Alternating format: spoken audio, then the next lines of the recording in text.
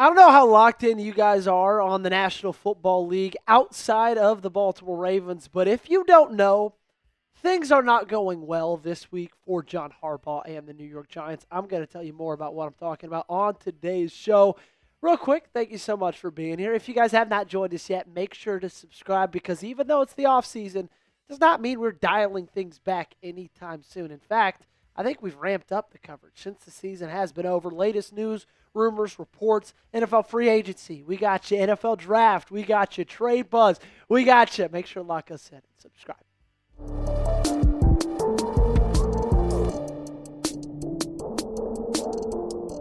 It's been a busy week for John Harbaugh in the Big Apple. Earlier this week, Adam Schefter tweeting out that the Giants are hiring former Chiefs offensive coordinator Matt Nagy as their offensive coordinator. If you did not know, once he got hired by New York, John Harbaugh made it pretty well known that he wanted to hire Todd Monken to be his next offensive coordinator. Well, Todd Monken got the job as the head coach of the Cleveland Browns.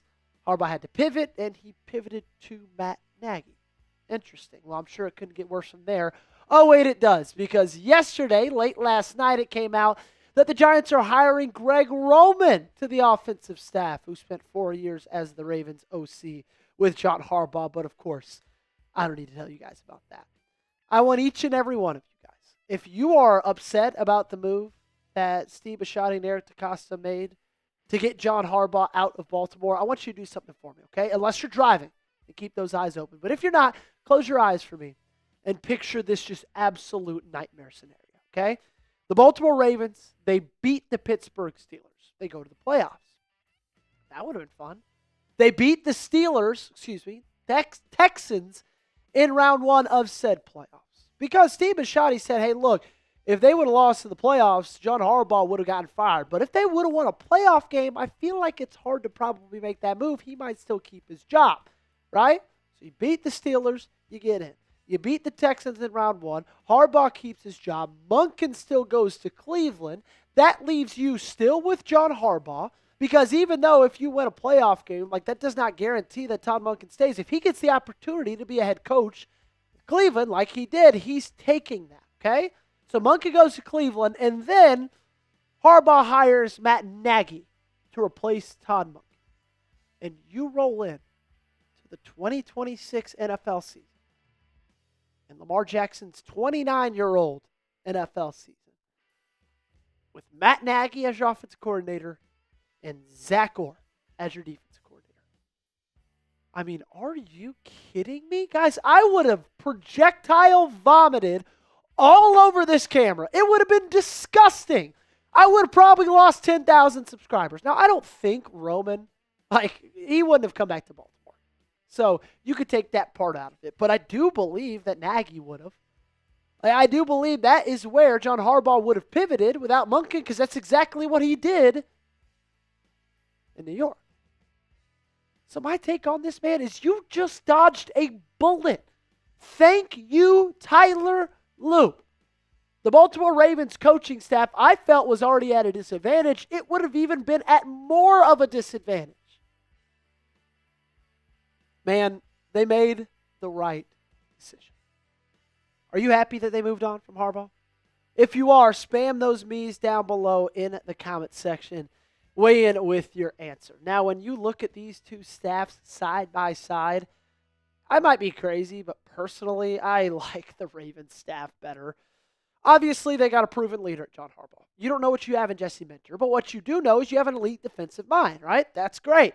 They got their OC as Matt Nagy. You got a young, up-and-coming 29-year-old Declan Doyle who's learned under Sean Payton and Ben Johnson.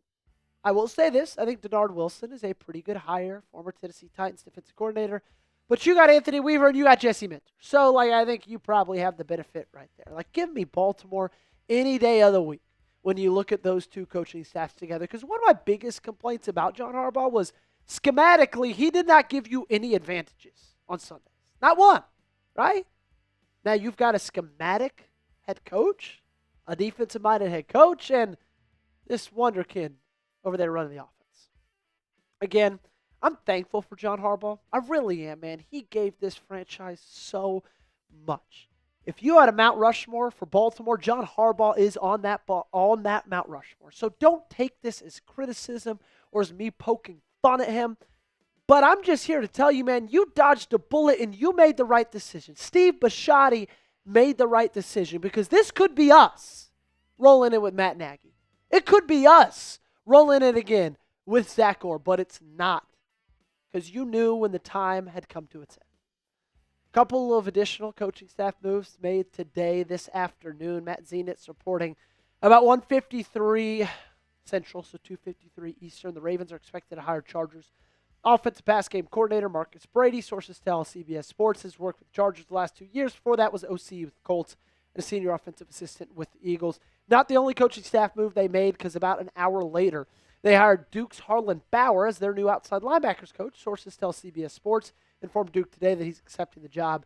Another respected college assistant headed to the National Football League. Now, before you push to this, you can go ahead and send me full screen, JD. One thing I'm noticing about the Baltimore Ravens and their coaching staffs is like the offensive side of the football is full of a bunch of guys who are veterans in this league.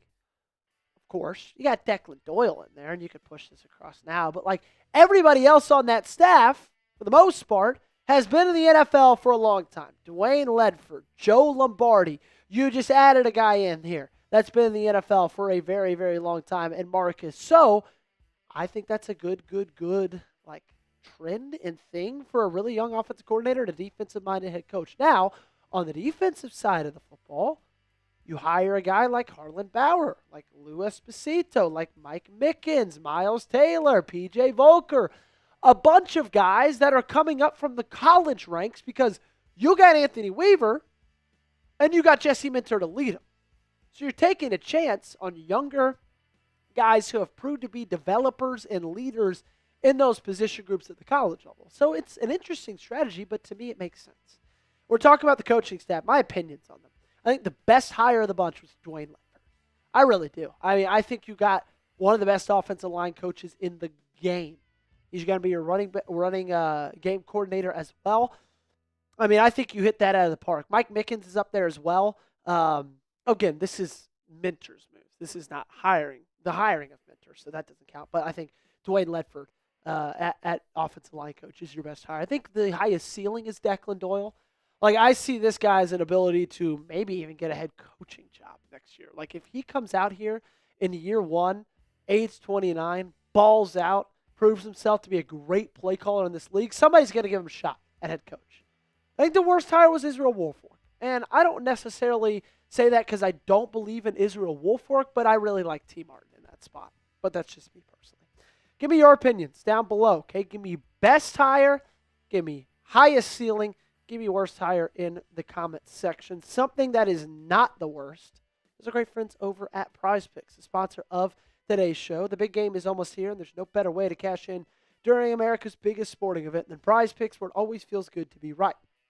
And since the big game is right around the corner, that also means it's your last chance to get into the football action before next season. So, close the season out right with Prize Picks by getting $50 instantly in lineups when you play your first $5.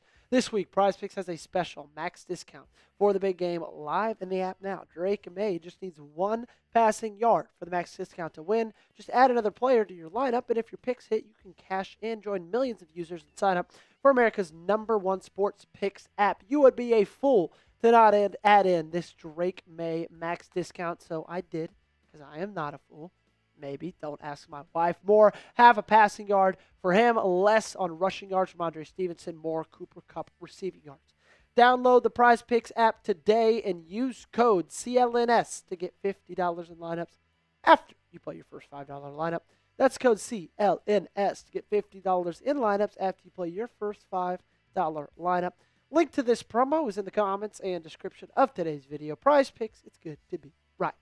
Because Super Bowl Sunday is just around the corner, I am going to give my Super Bowl predictions. I think Seahawks win. I think they win by double digits. I just think they are a more complete team. Everybody that's watching this channel is probably a massive Mike Macdonald fan, as I am as well. I just think that they've gone through much more. They've played harder talent along the way in the playoffs and throughout the regular season. I think Seahawks are just more ready to win this championship, win this Super Bowl than New England is. I think Kenneth Walker is going to have a big day. No Zach Charbonnet. I think he gets 2 touchdowns. I really do. Call me crazy.